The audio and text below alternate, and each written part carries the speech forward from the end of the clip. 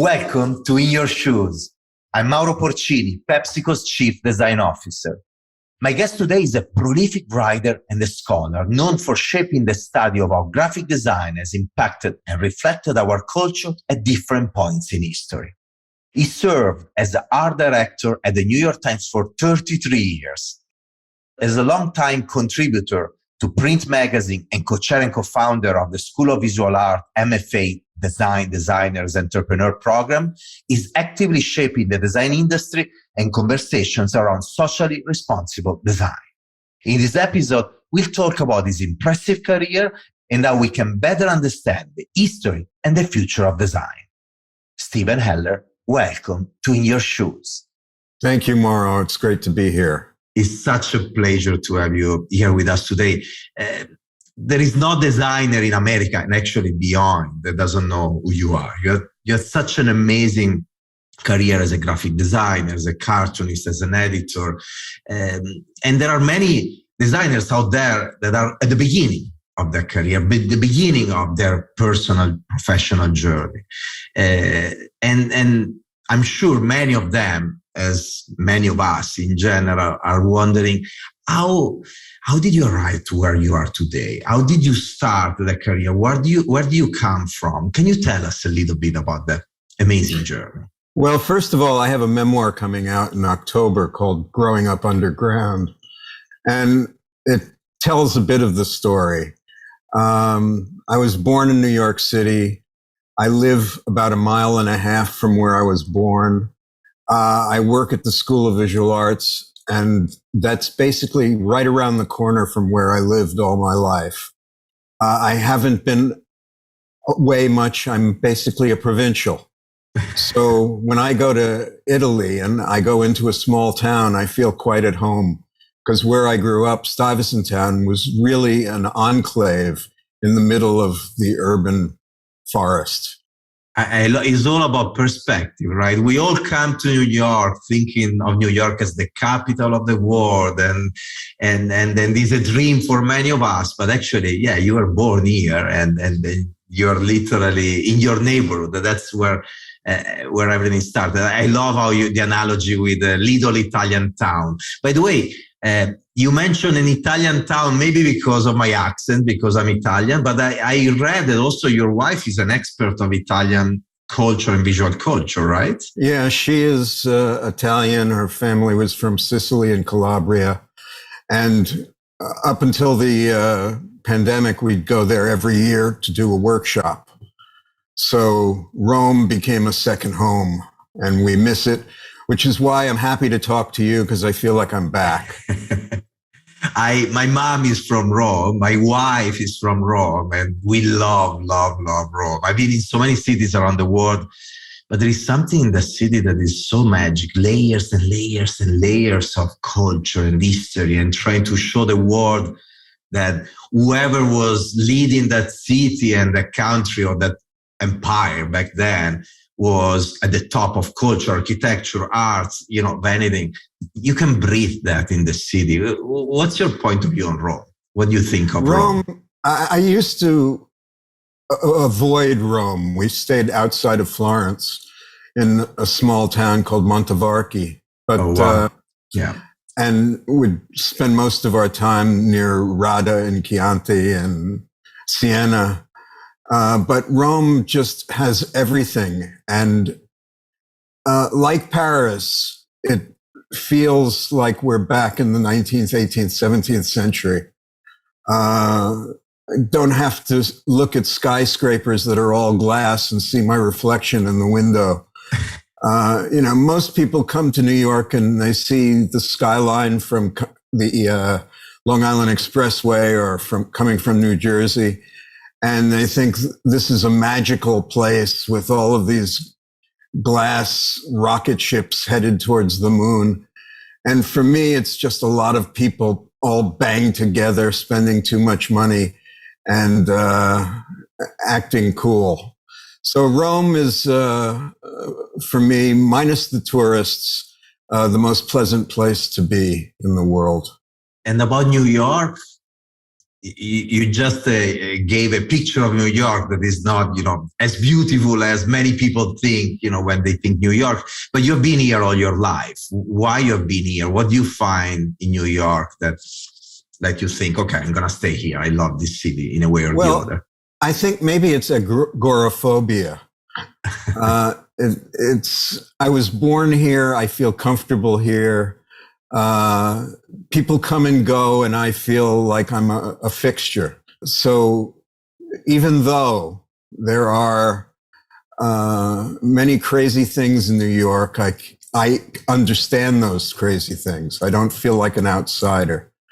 And I started feeling that way about Rome after the first or second year, that I knew where to go, how to get there, what to do once I was there. And I also, even though I don't speak Italian, my wife does, of course, but I feel like whenever I talk to somebody who's speaking Italian, I feel like I understand every word, partly because of the gestures. I mean, in New York, we're gesture people. It's all about body language. So in New York, you could basically understand anybody you're talking to as long as they use their hands. Oh, yeah. And if they can't use their hands, even if they're speaking English, you can't understand them. It's interesting. Somebody once, many years ago, I don't even remember who was the person, but told me the verbal language is the biggest barrier that we have to communication. Meaning that you have something inside that you want to express and share with the world, that you feel clearly inside of yourself. And then you try to find the words to convey this message.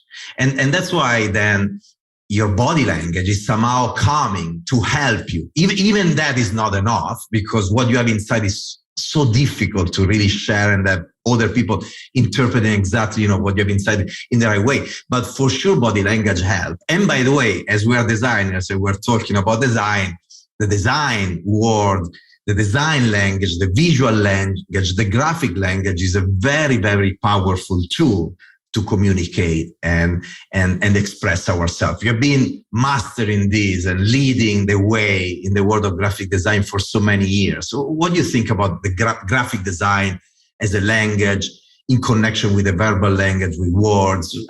Can you tell us what you think about it? Well, graphic design is the combination of word and picture on its most basic form.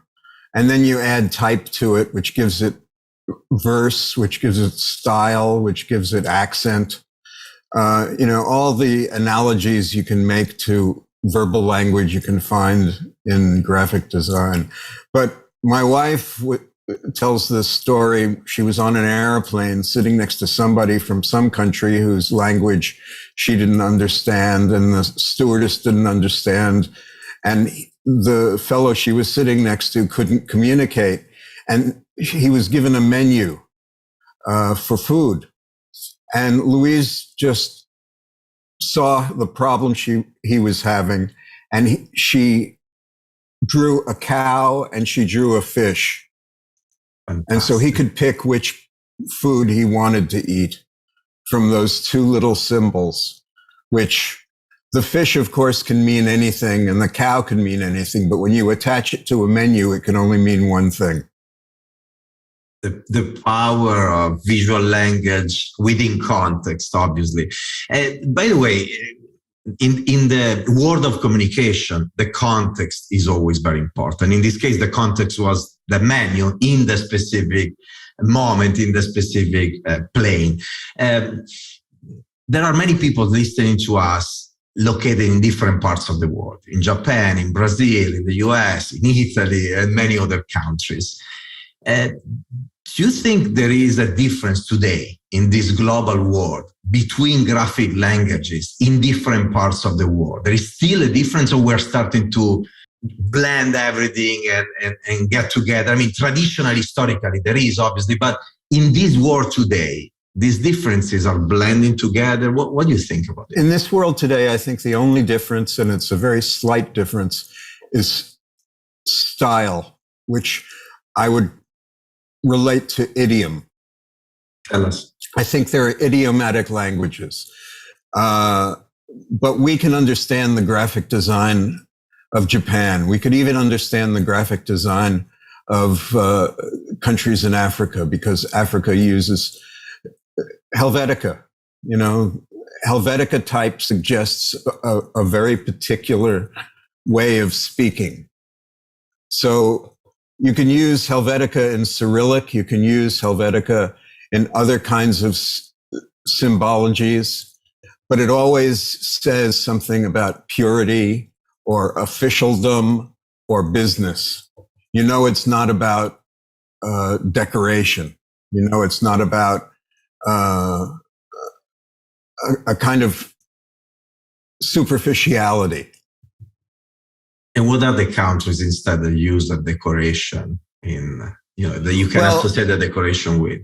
You know, I used to think that France was, and Italy, because Italy had Stil Liberty, France had Art Nouveau, Germany had Jugendstil, and all of those languages were slightly different, and then they started coming together because they used little elements like curvilinear design or rectilinear design.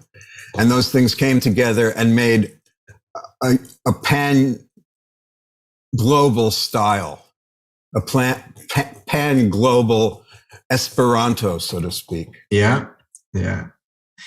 Do you think the graphic design language is just an expression of a culture, a way of thinking, or is also a way to influence the culture, the way of thinking, and amplify it even more, or both eventually? What is the relation between graphic language and culture? I think graphic language comes out of culture. I think it's influenced by the more experimental aspects of culture. I mean, there's an article in the New Yorker this week by Louis Manon, who is, I think, one of the more brilliant writers and thinkers of our time. And he's reviewing a book about how modernism was sold to the public, to the art buying public. And he said it took 30 years or more for Picasso and Picasso-esque artists to be accepted by the community of collectors, of buyers, of historians, when basically we think it happened one day, it was radical, and people joined the radicalization very willingly, but it had to be taught, it had to be accepted, it had to be tolerated. I think graphic design came out of a lot of what Picasso and other Cubists and other expressionists and Dadaists and rationalists were doing in their day. And then graphic design spoke that language to the people because it became a language of commerce. And people bought things because of that language. They were enticed into finding the allure of that graphic language. So there are certain things that, certain graphic elements that become widely known and accepted and desired. And, you know, there are certain products that rely on the way they look as well as the way they work. And Pepsi-Cola is one of those. Yeah. You know, when I was a kid, I saw the bottle. Of course, I saw Coke as well. But I had to make a choice. Which of these bottles did I like better? Which of these logos did appeal to me on a subconscious level? And I could taste what was in each bottle. So it hits all of the senses simultaneously. And some of those senses are very overt and some of them are covert. And graphic design, industrial design, these all contribute to making those languages come alive and those tastes come alive. Well, as we're talking about logos and brands, there are, like, for instance, in our case, we have logos in Pepsi, in Lay's, in many of our brands that have been there for a while. I mean, if you think about the beginning, of the life of those products. We talk about more than 100 years in the case of Pepsi, for instance.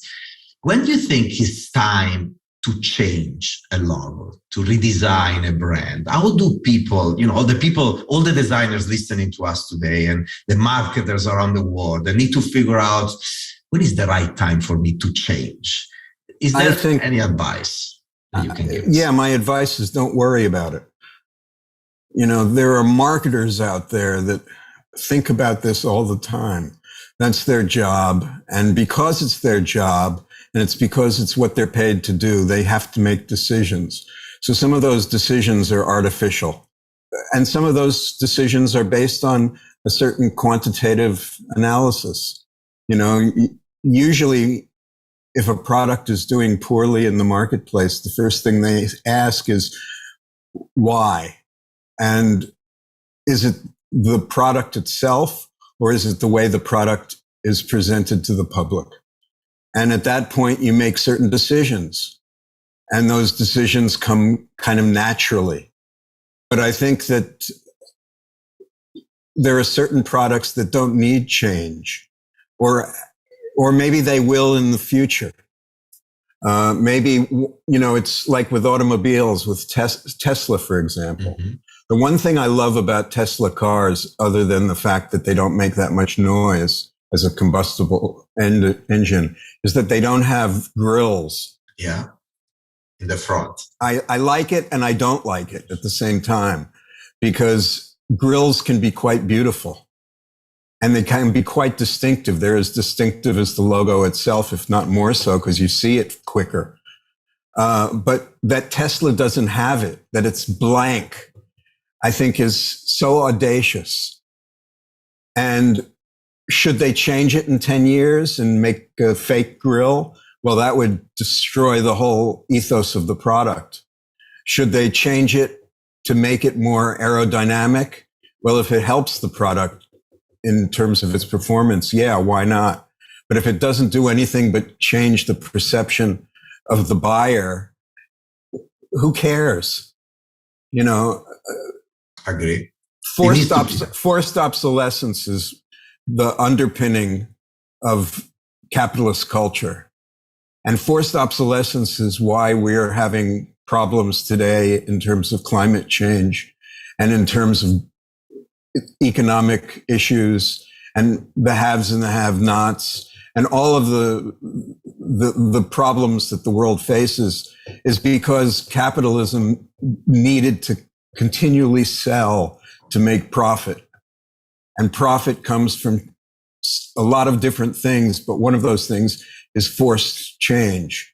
So if you don't have to change, why change? If you're not doing well in the marketplace, then change as much as you want. It may or may not help, but don't involve me in that problem. I agree so much. Thank you for sharing this. I mean, this consumerism to the extreme versus creating something that is meaningful to people, to society. But let me just interject for 1 second. There are times when you're faced with good and bad. And though good and bad design is a subjective thing, it's also something that exists.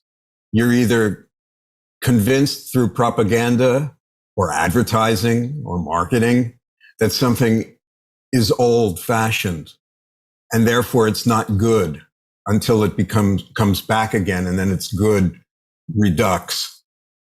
But sometimes things are just done badly, and those things should be changed, because having something that is functional and beautiful is the quintessence of what we do as design doers, makers, thinkers. And so if that's the case, then reevaluate every year what needs to be refined or refreshed. I love the approach. A second ago, you mentioned also climate change. And in general, we are living in a society of major changes. Finally, there is a new awareness on the sustainability problem worldwide. We come from a period in which a virus has been changing our life. There is more awareness about this balance between work and life, and focusing also on what is important for you and for your life.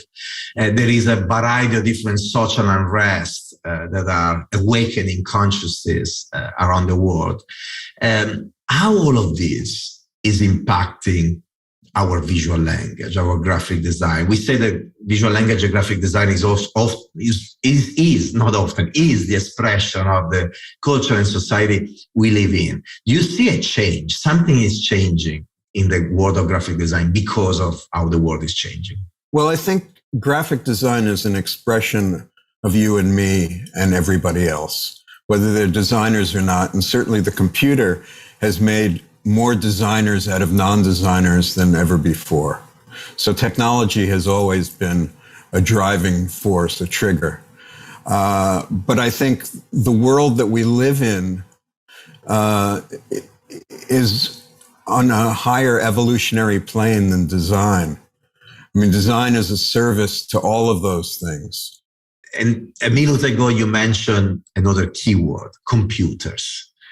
The world of computer graphic, and then now later on all the world of internet, online, digital, social media, more recently, how all of that is changing more traditional graphic design. And you've been really, through all of this, from typography and traditional techniques all the way to this world. I think it's changing it more in terms of speed than it is in terms of look. There are certain looks that come out of vector drawings, that there's more simplicity now than there used to be. But simplicity came about 100 years ago as both an ideological and a stylistic tool for artists. But I think things are more simple now. There's less emphasis on the real and more on the symbolic. But in terms of what its major effect is, it has to do with speed. And speed is what ultimately influences what we do. If it's possible to make 15 versions of one or 15 solutions for one problem, you're going to make a wide range of shifts. You're going to go beyond what you ever thought you did, or you're going to go deeper into what you're used to doing. Paul Rand, who I wrote a biography about and who was a good friend of mine for a number of years, he always said he only showed one solution to his client. He'd do 2, 3, 4, 5.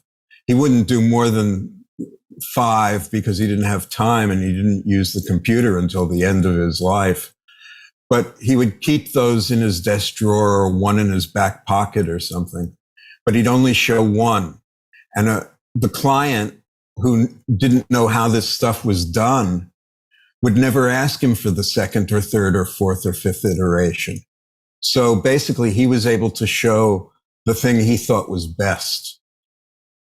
Wonderful. Now you show alternatives and the client has an opportunity to mix and match. You're going to the design restaurant and you're saying, I'll take the hamburger, but please leave the lettuce off to the side. Yeah, look, you're touching a topic that is very familiar to any designer working in any company, and of course to the agencies working with those companies. I think we designers within corporations, we are in a sort of, or I can talk for us in PepsiCo actually, so I don't know about the others, but I guess it's the case for many of us. We are in a journey to change that kind of culture, to really help the business community understanding how to respect design in a different way, how to avoid that horrible mix and matching and blending that you just described, that average down every original idea, how to manage consumer insights, research, what people say at quantitative level, at scale about your design, that usually drive that kind of mix and match. I used to say, we want to listen to our consumers, to the people that buy our products and use our products, but we don't want to believe them. At the end of the day, you need to, absorb, because that's important. We don't want to play the arrogant designers that know everything and there's nothing to learn. Life is a journey of continuous learning. So the more I can listen to people, the more I can today, thank God, also access data that give me a real picture of many things that are happening out there. The more insights I have, the better. But then you need intuition, creativity, that sparkle of genius, even mistakes, to do something that nobody ever did before. So, and that's, I think, the role of internal designers within these companies, because it's difficult for an external designer, for an agency, to give the speech that I just gave to a client. They're going to be, you know why? You know what? The speech was very interesting and inspiring, but you are fired. And now we go to the next agency that will let us blend things around. So it's a cultural journey that we're doing together, but you were talking about this. I was like, yeah, you're so right. By the way. Well, I would go one step further and say that every so often, as somebody, they could be a designer as well, but somebody's going to give you an idea and it's going to be an aha moment. It's like they stumbled across something. They wouldn't know how to make it happen. They wouldn't know how to translate those words or that idea or that picture into something that was good design. But they've given you an inspiration. And if your mind is closed to the inspiration, you're not a designer anymore. You're an ideologue. You're a dogmatist. You have religion and you stick to that religion.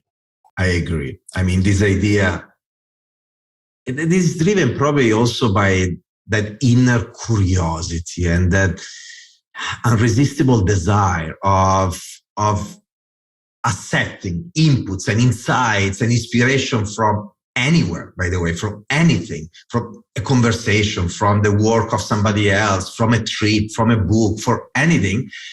And that excitement when something catch you by surprise. You didn't expect it. It's the aha moment you're talking about. And then you're like, wow, yes, this is different than what I thought all my life. I mean, and instead of fearing that, you're like, this is an exciting moment. It's a moment of awakening, and it could really change my personal trajectory, the one of my business, the one of my company, the one of my brand. So I love the message you're sharing. This idea of open your mind, be receptive, and embrace something that eventually makes you uncomfortable. Being receptive is extremely important. I would also go to the other extreme. I like to talk out of both sides of my mouth. And one is, you hear the word, the audience, the customer, our client will never accept that. Now, that's a horrible thing to presume, but it can be true. And we've seen where it's gone awry in terms of corporate culture, in terms of commercial or product culture, that people do get used to certain things, and to change them too radically can be injurious to the product's health, to the bottom line. Rand, again, who I love to quote, used to say, I don't start from scratch with a redesigned logo. I just refine it. Or I'll make a logo, but most of the time spent, and the reason why I charge so much money, is the refinement. The refinement can take 6 months. The idea can take 6 seconds. Yeah. I love is that dichotomy or synergy, if you want, between the sparkle of an idea that could often come from your guts, even though the philosopher Spinoza would say that even that intuition in reality is just your brain that is working at the speed of light and leverage all the information that you have been collecting over your entire life. But there is that sparkle anyway of that intuition, 6 seconds. And many people eventually have it. It could be graphic design work, it could be the idea of a new product, a new service, a new business, it could be anything, a new idea, a new solution. But then many people forget the importance of execution and the importance of really fine-tuning and tweaking, and really the difference between success and failure often is then in that tuning, in the details, in the nuances. And in this society that moves at the speed of light, often there is no space for that kind of fine tuning. There is no space for those 6 months, versus the 6 seconds. There's no space and there's no resource. Sometimes it comes down to just pure money. If you had the money, you'd have the time. And if you had the time, you'd have the ability. And if you had the ability, you'd make something that either worked or it didn't, but at least you'd have the opportunity to say it worked or it didn't. So sometimes money is, we call it the root of all evil, but it's also what allows you to do or not do something that you'd like to do. Yeah. Yeah. By the way, as a designer, one of the reasons I love to work in these big, gigantic corporations is that if they decide to embrace what we do and the way we think and what we're trying to push, at the end of the day, I can summarize with one word: human centricity. Then they give you access to the money you are talking about, or even better, the money is still a tool. They give you access to billions of people through those financial resources and those platforms. And when you have that access, you're like, wow. On one side is an amazing opportunity. On the other is such a gigantic responsibility as well. If I think about myself and the team in this company, we are really driven by this goal, this dream, this desire that is translated in multiple projects of creating a more sustainable kind of planet, or a healthier kind of planet, a more personalized and engaging experience with products and brands. And so we have an industry that is there, the food and beverage industry, shaped in a certain way by hundreds of years of history.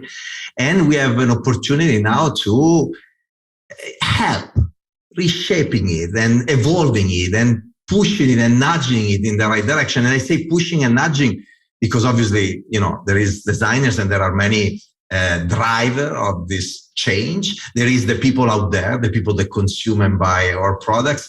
And then there is the entire society and ecosystem around these two actors, the companies and the users, that have a role as well. But is the beauty of working in these companies that you have some resources that eventually you wouldn't have outside. Changing topic completely. You mentioned 2 books. One is your memoir, and another one is a book that you've wrote. But you've wrote or edited or co-author, or you've been part of something like 200 books.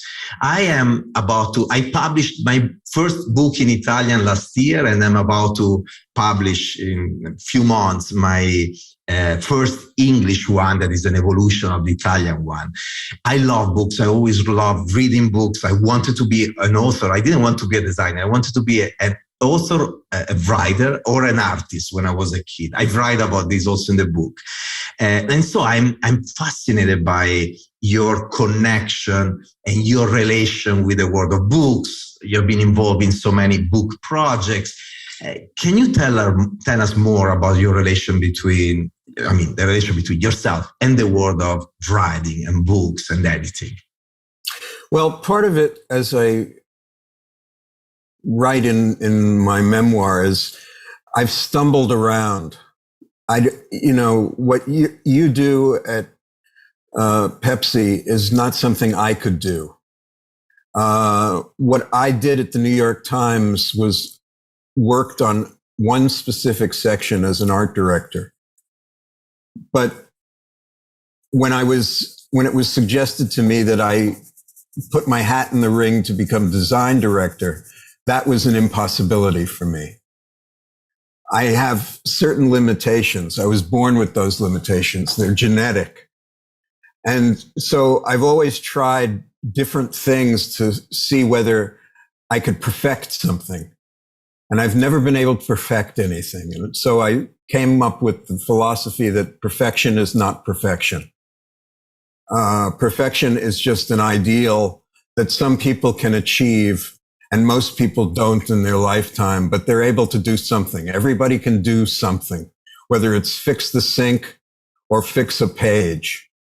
And I've been able to use what limited talents I have to speak my mind, to research materials that may or may not have been researched before, to tell stories. Sometimes they're great stories and sometimes they're boring stories. Books for me always felt, as a child, supreme, because television was in its early stages. And even though I wanted to be on TV, in fact, I auditioned for TV shows when I was a kid, it never happened. So my next step was books, and I'd make little books, and I figured that's where it would end, just making little books. And so I picked something that maybe I could have done as a career, and it happened to be advertising. Well, that wasn't going to work either, because I had no patience for it. It wasn't an ideological issue. It was just an issue.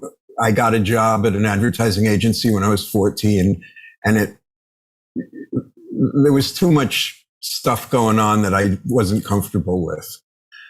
So I started, the next stage or act of my life was to draw pictures.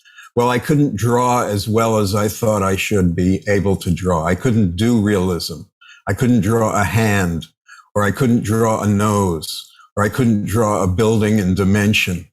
So I made cartoons, which I show in the memoir.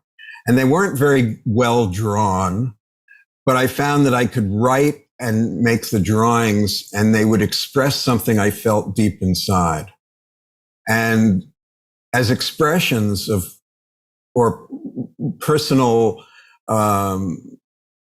definitions, they worked nicely. As something that a mass of people would buy as representing themselves or bringing them joy or entertainment, they didn't work at all, because they were too introspective. Some people can do introspective work and make it universal. My introspective work was just self-indulgent. So from cartoons, I found that there was something called graphic design. But having gotten involved in graphic design, I didn't feel that was enough. So I started writing as well. And since graphic design embraced writing, I was able to do both. And even though I didn't do both perfectly, I could do both competently. And then I decided I wanted to make a book, just because books were what I always loved. And so I've done 200 of them, plus worked on about 150 others, plus thousands of articles. And it's just turned out that it worked for me. I'm not the best writer. I'm not the best researcher. I don't have the kind of skill that writers who I adore have. Philip Roth is one of my favorite writers. He can write a paragraph that goes on for 10 pages. I can't write a paragraph more than 3 sentences. But it's where I found my place. And I think everybody has to find their place and have some contentment in life, or they're going to be unhappy. And unhappiness leads to stress. Stress leads to depression. Depression leads to illness. And it's a downward cycle. So I want to be somewhere in the middle. And books allow me to do that. Books allow me to say I've accomplished something. I love this story, because there are so many beautiful messages. The message is blended in the story, identifying things that eventually either you are not doing, greatly or as great as you wanted to do, or eventually you didn't say that, but eventually were not making you happy, and then evolving and finding your way and finding your place and leveraging at the end of the day what today we would call your uniqueness and your diversity, and finding your happy place. And I love how you close all of this. The meaning of all of this is not fame or success or wealth, is happiness. This is what we're here to do in this world. This kind of speech, we hear something that is very rarely. You really, I can breathe, I can touch your inner confidence.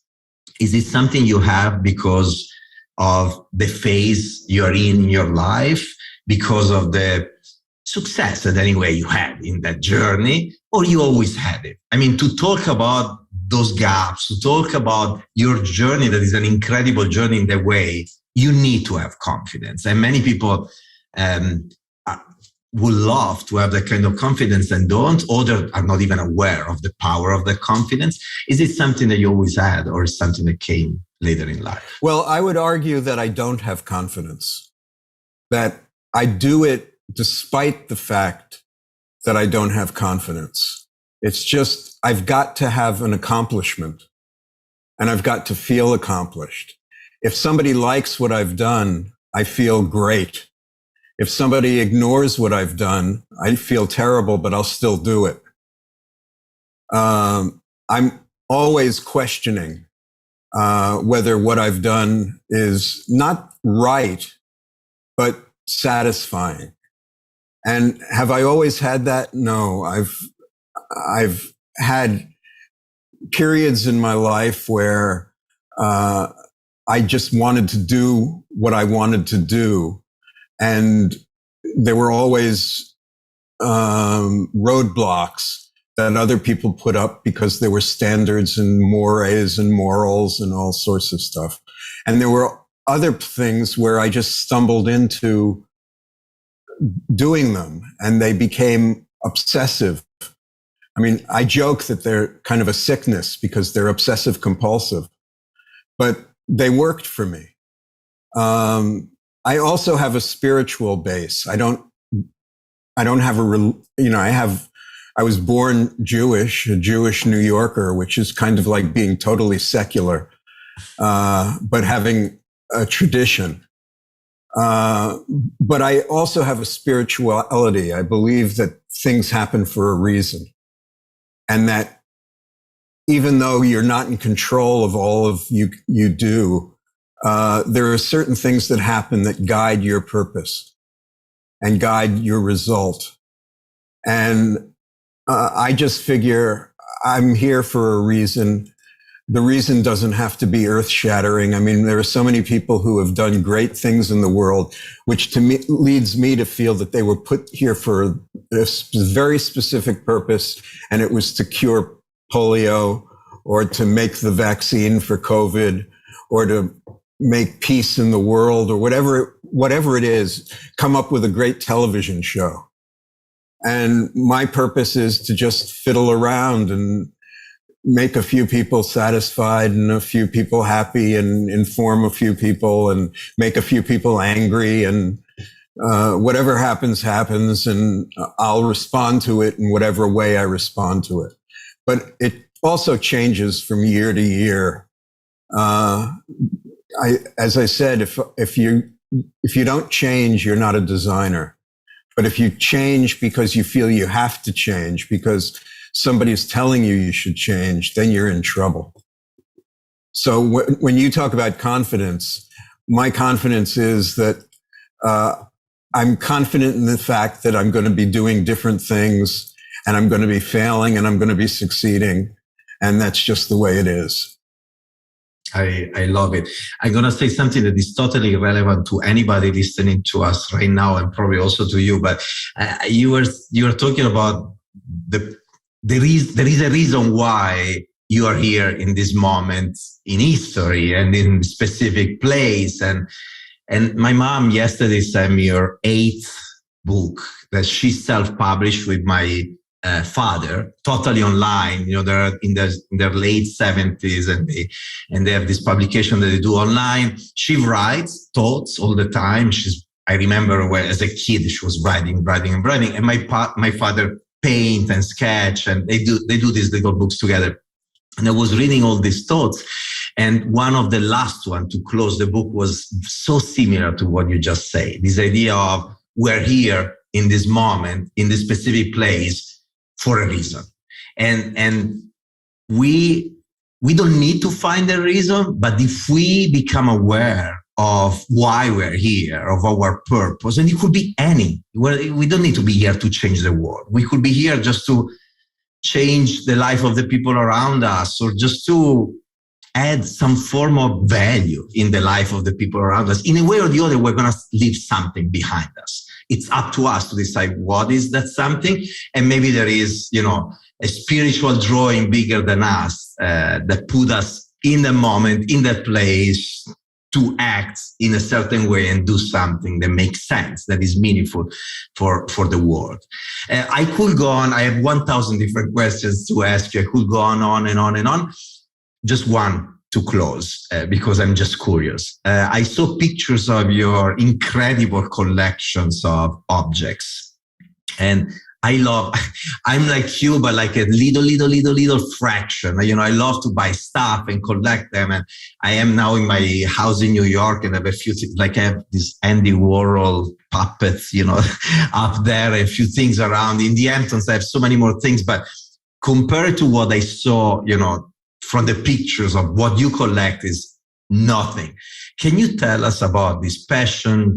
You call it obsession, can you tell a little bit about that? And let's close with this story that I think is really fascinating. Well, I don't know how it started, but my mother would go to various places around the world and bring back things. I was never really interested in what she brought back, but I love the idea of things. And when I finally realized that design was my passion and that I wasn't as good a designer as I should be, or I could be to get a good job or whatever, I became a design chronicler as well as a design collector. I had to have a reason for collecting. So my reason for collecting was to find out the roots of these things and make stories out of them. So I started collecting. We'd go to Rome, we'd go to all over Italy, we'd go throughout Europe. I'd find bits and pieces of things that became individual stories, and then when you put them together, became larger stories. And I found things that served that storytelling purpose, and I found things that had no purpose whatsoever, but I made up stories to justify the collection. Books became a large part of that. Certain objects became a large part of that. But I'm not a collector like those who have started museums. I'm not a collector like Alfred Barr, who was the first director of MoMA. And right now, quite frankly, I'm not collecting anything because I have no more space. I'm going to be 72 next week. And you can only collect for so long before it just becomes a big mush. It's like cooking pasta too long and it becomes gelatinous. And I've done, out of those 200 books, maybe 100 of them, or maybe a little less, are compilations of those collections made as stories. And I've run out of things to say about them, in part because right now, when I started doing it, there weren't that many people doing it. Now everybody does it. You go on Instagram and everybody's collecting signs. Everybody's collecting objects. Everybody's collecting typefaces. It's not fun anymore. It's not like discovery any longer. It probably is like when collectors started collecting modernist paintings. You could get a Picasso for $1,000 or less. And those collectors started getting priced out of the market because the critics started writing beautiful things about them. And they had to change. They had to shift over to something else. So right now I'm in a position where I've done all I can do. I just want to sit back and read. I want to read other people's words. I want to read other people's thoughts. That's what I want to collect. The problem with becoming 72 is that memory starts to fade. So I'll read a book for a few weeks. Maybe I just have one now that is going to take me 6 months to read. I didn't look at on Amazon how many pages it was. And once I've finished reading that, I'm not going to remember much of anything.